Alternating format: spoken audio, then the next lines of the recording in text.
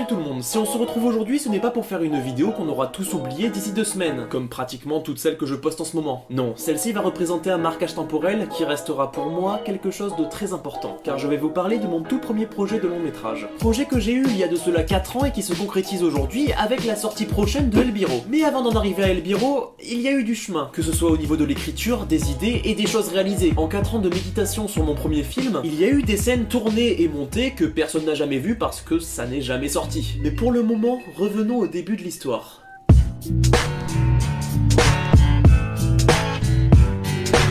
Nous sommes le 30 mai 2014. À l'époque, je réalisais des vidéos, mais pas sur la chaîne YouTube que vous connaissez actuellement. J'avais une chaîne nommée Ban Gaming, sur laquelle je réalisais des gameplays sur divers jeux, en parallèle de quelques courts-métrages un peu bidons, mais qui pour moi, à l'époque, étaient ce que je pouvais faire de mieux. Et ce 30 mai, j'ai posté ma première FAQ sur cette chaîne. Bon, c'était plus une vidéo où je parlais de mes projets, car à ce moment-là, pour moi, une FAQ, c'était une vidéo où je répondais à mes propres questions. Oui, j'étais con, hein, j'avais 13 ans, il faut pas chercher plus loin. Bref, dans cette vidéo, je parle de mes projets futurs, qui comportaient comme projet une émission où je devais de base répondre réellement aux questions que les abonnés me posaient, qui n'a jamais vu le jour, et un autre projet, plus gros, plus massif, plus ambitieux, mon premier long métrage. Alors à l'époque, il ne devait pas du tout s'appeler El Biro. D'ailleurs, j'ai très peu de souvenirs de celui-ci, et encore moins d'images à vous montrer, car même si des séquences avaient été tournées et montées, elles se sont perdues dans le disque dur de ma grand-mère sur lequel je faisais mes montages à l'époque. Disque dur qui a claqué. Bon bah tant pis, hein, tout ce que je peux vous dire, c'est que le projet s'appelait Ban Gaming le film. Super nom. C'était une comédie d'action violente et vulgaire avec des super-héros qui aurait dû sortir fin 2014 début 2015, et qui n'est jamais sorti. Projet abandonné car je jugeais que le scénario ne tenait pas la route, de plus j'avais un profond manque d'idées et un manque d'expérience pour réaliser un long métrage, donc voilà, ce film n'a jamais vu le jour. Mais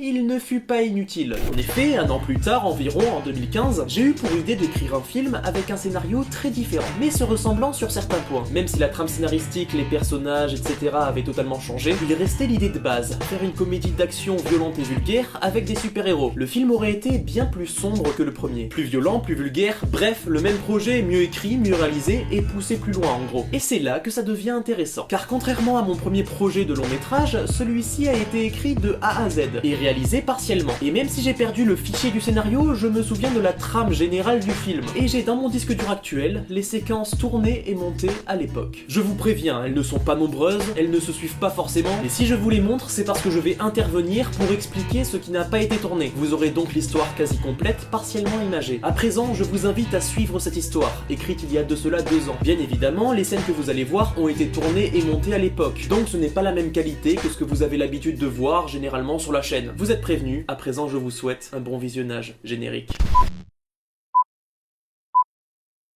John est un lycéen banal, il a un cursus scolaire basique, une attitude calme et quelques amis. Mais il se fait battre à la sortie des cours, se faisant voler son argent et un peu tout ce qu'il a d'intéressant sur lui. Un beau jour, John rentre chez lui, mais tout ne va pas se passer comme habituellement. Oh, pardon, excusez-moi. Ah, ville de merde.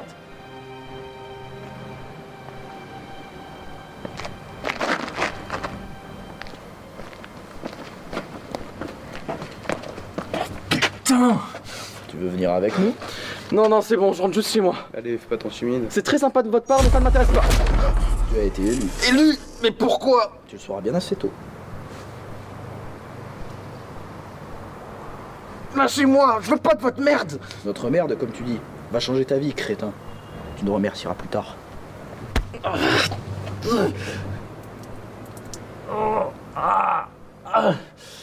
Et voilà. Maintenant, serre les dents. Ça risque de faire mal.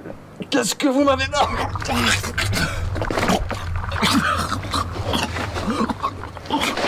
Ça devrait faire effet d'ici quelques secondes. Putain mais il agit bizarrement ton truc, t'es sûr qu'il va bien? T'inquiète, tu es déjà passé par là toi aussi. Voilà, il devrait se réveiller d'ici peu. Putain, Sage, file-moi le flingue.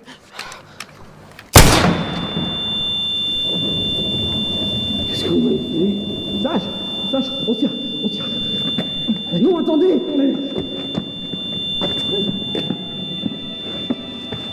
Suite à cet événement marquant, John rentre chez lui en titubant, il se sent très mal, et c'est pour ça qu'il va se coucher, sans même réfléchir à ce qui vient de se passer. Le lendemain, John se réveille, regarde son téléphone comme à son habitude, et se rend compte qu'il a reçu un message d'un inconnu lui donnant rendez-vous quelque part. Il se dit que ça peut peut-être expliquer ce qui s'est passé la veille, donc il s'y rend. Sur place, il tombe nez à nez avec une des deux personnes présentes la veille lors de l'agression, celle à qui il avait cassé la jambe. John lui demande des informations, et la personne, se présentant sous le nom de James, lui explique qu'il était observé depuis un certain temps et qu'il avait été choisi parmi plusieurs personnes pour rejoindre l'équipe des Invincibles, guilde de super-héros censée faire régner la loi dans la ville. Puis James demande à John de le suivre pour aller rencontrer les autres membres du groupe, ce qu'il fait sans poser de questions. C'est ici qu'on réalise toutes les réunions du groupe. On intercepte les appels de la police pour connaître exactement l'heure et l'emplacement des délits en cours. Tiens, je te présente Sacha. Oh, attends, je finis ma partie 2 secondes. Il peut mettre le monde en pause l'espace de quelques minutes. Ça donne l'impression qu'il se téléporte. Tu veux un truc, je vais aller chercher de quoi grailler. Ouais, allez, des cacahuètes. Ça roule. Réflexe. Merci. Ouah, trop cool. Et toi, c'est quoi ton pouvoir? Moi, je peux contrôler les esprits de n'importe qui. Tiens, regarde. Oh putain, le con. Bienvenue dans la Ligue des Invincibles. Allez, fais comme chez toi. Dément. Réflexe. C'est ton premier jour, tu t'y colles. Réflexe. C'est tellement drôle, tu marches à chaque fois. Arrête de faire l'enfant, Sache. C'est pas grave. Bon, les mecs, faut que j'y aille là, j'ai du taf pour demain. Bah, pas de problème. Reviens ici tous les jours dès que tu sors de cours. Ok, ça marche. Allez, à plus les mecs. John, après s'être en allé, rejoint ses amis pour faire une partie de jeux vidéo. Bien entendu, il ne parle pas de ce qui lui est arrivé. Ses amis, au bout d'un moment, s'en vont. John, fatigué, décide d'aller faire une sieste, va s'allonger dans son lit, ferme les yeux et attend que le sommeil vienne le prendre. La canette, tu l'as pas mise à la poubelle. Putain, Sacha, qu'est-ce que tu fous là? C'est une blague? Est-ce que j'ai l'air de déconner? Bon, ça va, vas-y, passe. T'as vraiment aucun réflexe, c'est trop drôle, putain. Tu l'as dit. Qui est là? Mais c'est moi un trou duc. C'est pas très gentil de traiter trop duc quand même. En même temps, t'as raison. Bon, qu'est-ce que vous foutez chez moi? Quand on intègre une équipe de super-héros, on n'a plus d'intimité, c'est ça? On va coucher ensemble tant que vous y êtes? Bah ouais. Quoi? Je t'ai cassé, je juste sur la gueule que t'allais tirer. Non mais ça va, on est juste venu voir si tout allait bien, c'est tout. Bah là, tu vois, tout va bien, maintenant vous pouvez partir. Quoi, tu veux te... Mais quoi? Hein? Non, pas du tout. Non mais tu sais, si tu veux le faire, on peut partir, hein, c'est pas un souci. Non mais j'ai envie que vous me laissiez, mais pas pour faire ce que vous pensez, hein. Et puis ça vous regarde en quoi? Ah, donc tu avoues que tu as envie. Mais vous êtes des grands malades, hein. On profite de la vie. Ouais, en plus on fait ce qu'on veut, on a des super pouvoirs. Moi aussi j'ai des pouvoirs maintenant, je vous signale, hein. J'ai une force surhumaine. Et si vous continuez, j'hésiterai pas à m'en servir. Tu mens. Ça se voit à des kilomètres que t'oseras pas. Mais je m'en parle et j'ai des couilles, je te signale. Ouais, tes couilles que t'as envie de vider. Mais arrête, dis pas ça, il vient de te dire qu'il fait pas ce genre de truc. Mais toi, tu viens de dire qu'il ment. Donc tu penses toi aussi qu'il va se toucher. Ah ouais. Bah en fin de compte, t'as peut-être raison, il va peut-être le faire. C'est sûr. Je suis juste à côté de vous, hein, je vous entends. Tu penses qu'il le fait avec quelle main? Mais qu'est-ce qu'on s'en branle? Ah, tu vois? Mais j'ai rien dit. Qu'est-ce qu'on s'en branle? C'est un lapsus révélateur. J'en suis sûr, et même certain. Encore une fois, je ne compte pas pratiquer ce type d'activité. Bah tu vois, je savais qu'il voulait pas nous le dire. J'ai rien à vous dire puisque je vais rien faire. Ça fait 2 minutes qu'on parle de ça, mais c'est stupide. Imagine si on était dans un film. Les mecs dans leur fauteuil, ils se disent « J'ai payé pour voir ce film, mais c'est une honte !» Ouais, j'imagine bien les darons avec leurs gosses qui se retrouvent à regarder un film avec 2 mecs qui parlent de masturbation. Remarque, si on parlait de ça, le film serait interdit au moins de 10 ans, si ce n'est pas 12. Tu crois? Bah ouais. Ouais, pas faux. Bon, vous avez fini, hein, vous pouvez partir. Ok, ça va, calme-toi, on est juste là pour tenir compagnie. Ouais, là vous me faites surtout chier. Non, là techniquement, on parle pas de chiasse, on parle pas de... en fait, on parle de... Ne dis pas ce mot. De quoi? Bite? Qu'est-ce que tu comprends pas dans ne dis pas ce mot? Moi, si vous partez du genre, si on était dans un film, je vois bien mes parents, tes parents et ceux de tout le monde en train de se demander ce que font leurs gosses à dire des injures de ce type sur grand écran. De toute façon, on n'est pas dans un film là, qu'est-ce qu'on s'en fout? Mais c'est vous qui parlez de ça il y a même pas une minute. Ah non, je t'arrête de suite. Nous, on imagine ce que les parents diraient s'ils entendaient la discussion autour de la masturbation et de la longueur de la scène en cours. Pas que la longueur de la scène d'ailleurs. Elle est pas mal ça, j'avoue. Putain, arrêtez de parler de pénis, j'ai un minimum d'estime de moi-même qui est en train d'être souillé par vous deux. Maintenant sortez si vous voulez pas que je vous fasse gober vos yeux avec une cuillère rouillée. Bah, allez, viens, James, on le laisse seul. Ah merci Sacha, un peu de bon sens. Oh, bah, moi non plus, j'aime pas qu'on me regarde quand je le fais. Je vais pas faire ce que tu crois. Bon, si tu le dis, mais demain, sois pas en retard parce que sinon, on va te chercher. Ok, ça marche.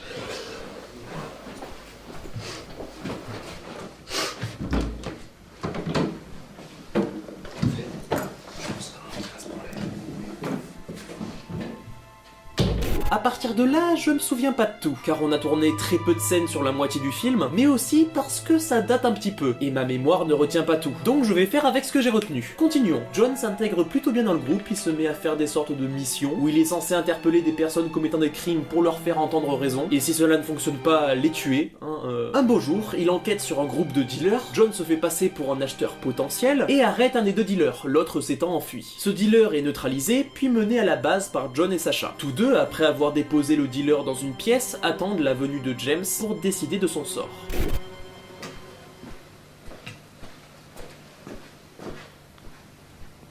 Sache, tu l'as mis où? Dans la pièce du fond. Ok. Bon, restez ici surtout, hein. Je veux pas être dérangé, hein. J'ai quelques questions à lui poser. Qu'est-ce que tu vas lui faire?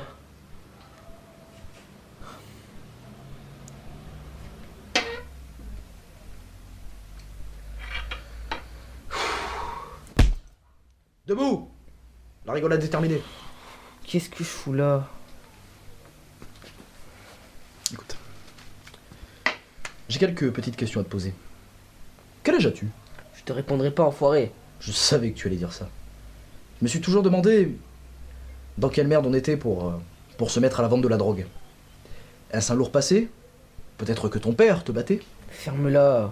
À moins que tu ne connaissais peut-être pas ton père. Ah, c'est donc ça. Ai-je touché un point sensible? Bah, apparemment oui. Non, écoute, si tu veux pas collaborer, y a pas de problème.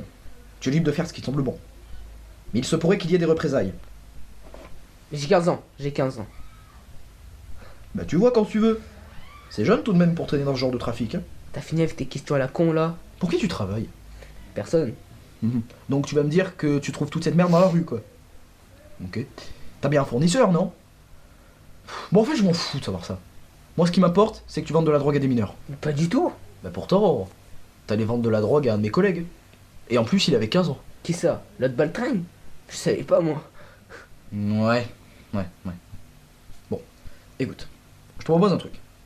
Est-ce que t'as envie de changer de vie? Genre arrêter ce que tu fais, repartir sur de bonnes bases. T'as envie ça, non? J'ai jamais voulu devenir ce que je suis. Ça m'est tombé comme ça dessus. Je donnerai tout pour changer. Tu sais, la vie peut être facile, comme elle peut être difficile. Tout dépend de la manière dont tu t'y adaptes. Si parfois le sort s'acharnait sur toi, au point de vouloir baisser les bras, continue. Ne t'arrête pas. Garde confiance en toi. Garde la foi. Garde l'espoir. Je t'offre une échappatoire. N'en abuse pas.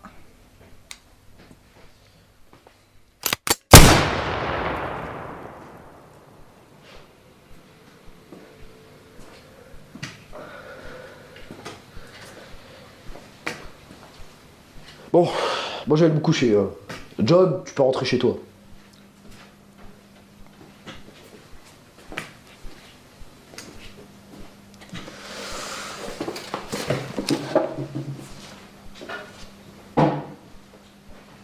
Alors là, il y a vraiment un gros trou dans le film, donc je vais résumer extrêmement rapidement. Un méchant arrive, le manipulateur, celui-ci possède les pouvoirs des trois personnages. Un jour, il tombe sur le groupe des Invincibles dans une forêt. Je précise que les trois héros ne connaissent pas l'existence de cette personne, donc il serre la main de James, un symbole apparaît sur celle-ci, et on comprend que le manipulateur a filé une sorte de malédiction à James, ce qui le rend de plus en plus souffrant et qui le fait mourir petit à petit. James est ramené à la base, son état s'aggrave de jour en jour, John et Sacha veillent sur lui à tour de rôle, et là, c'est le tour de John. Merci. Merci pour tout ce que vous avez fait pour moi. Y a pas de quoi. On est une équipe. Faut s'aider. Faites quand même attention à vous. Vous n'êtes jamais à l'abri. On va surtout veiller sur toi. On ne te laisse pas seul dans cette chambre. Sacha, c'est ton tour. Quoi?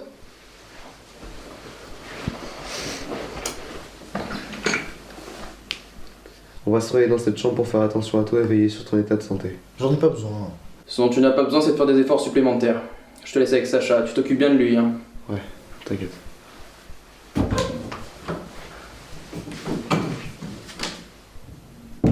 Sacha, Ouais. écoute, John ne mesure pas la gravité de la situation. Je vais plus mal que j'en ai l'air. Non, je pense pas pouvoir tenir très longtemps dans cette situation. Mon corps est infecté par le virus du manipulateur. Si jamais il vient près de moi, je pense que ce sera la fin. Mais qu'est-ce que tu dis? T'es en sécurité ici. Et puis quand on butera ce mec, ta santé remontera. C'est pas si simple que ça. Cette personne cumule vos deux pouvoirs. Elle peut contrôler le temps, les âmes, et surtout elle ne ressent pas la douleur. Il suffit pas de claquer des doigts pour le tuer. Dès qu'elle mourra en elle, sa force sera décuplée. Et dès qu'elle aura aspiré toute la population, elle se multipliera de plus en plus, jusqu'à créer une abomination si puissante que la fin de la civilisation sera imminente. Arrête de stresser à propos de ça. Repose-toi, dors, et on en reparlera après. Tout va bien? Qu'est-ce que t'as sur la gueule? On dirait que tu sors du cul d'un de nous. Non, j'étais en train de bêcher des patates dans le jardin, pourquoi? Tu bêches tes patates? Ouais, où est le problème? Laisse tomber. Va te nettoyer le visage, là, il est couvert de merde. Ok, ça va, tranquille. T'as raison, je m'en posais. À demain. Ok, dors bien. Si tu veux, je reste à ta disposition. Tandis que James est seul dans la chambre, le manipulateur arrive et aggrave son cas. Sacha arrive, voit le manipulateur au-dessus de James, essaie de le neutraliser, mais le manipulateur, pouvant contrôler les corps, domine Sacha et décide de s'enfuir. John se met à sa poursuite et le suit jusqu'à une forêt où il le perd de vue. Mais sachant que c'était la même forêt où il avait fait la première fois la rencontre du manipulateur, il en déduit que c'est une sorte de base pour le méchant. Donc il revient, donne l'information à ses acolytes, tous ensemble ils font un plan pour aller tuer le manipulateur, parce que mine de rien s'ils le font pas, James il va mourir, donc ils font un plan, ils vont à la forêt, trouvent le manipulateur et se cachent derrière les buissons pour se mettre d'accord par rapport au plan. Et là, James se fait une révélation. Il avoue que s'il meurt, John et Sacha vont tous les deux perdre leur pouvoir. Il dit premièrement que Sacha va juste redevenir un être humain lambda sans séquelles particulières, mais pour John, ce ne sera pas la même chose. Car pour vous le rappeler, son pouvoir est de se régénérer, d'être insensible à la douleur et d'avoir une puissance extrême. Et James explique que s'il meurt, John, en perdant ses pouvoirs, va ressentir toute la douleur qu'il aurait dû ressentir depuis qu'il a ses pouvoirs. C'est-à-dire, mettons qu'il se soit battu et qu'il se soit pété une jambe pendant qu'il avait son pouvoir, il n'a pas ressenti de douleur sur le coup, ce qui est normal vu qu'il est insensible à la douleur, mais si James meurt, d'un coup, il va ressentir la douleur. Et vu que depuis le début du film, il s'est pas mal battu, s'est fait briser quelques membres, etc., si James meurt, il risque de souffrir un petit peu. Mais bon voilà, ceci étant dit, John et Sacha se jettent sur le manipulateur, tandis que James reste en retrait, vu qu'il est très faible, à cause de la malédiction, etc., il ne peut pas se battre, donc John et Sacha s'attaquent seuls au manipulateur. Sacha se fait maîtriser très rapidement, John lutte un peu plus, mais le manipulateur finit par avoir le dessus, tandis que lui et Sacha sont à terre, le manipulateur se rapproche de James pour aller le tuer. John, vu qu'il sait que si James meurt, il va perdre tous ses pouvoirs et presque mourir, il s'interpose devant le manipulateur, recommence le combat, même s'il est très affaibli, et le manipulateur, vu que son principal pouvoir c'est de manipuler les autres, il le manipule et le plaque au sol, voilà, donc John ne peut plus bouger, Sacha est KO, les deux sont inaptes au combat. James se fait tabasser par le manipulateur, il finit à terre, KO, et John observe la scène.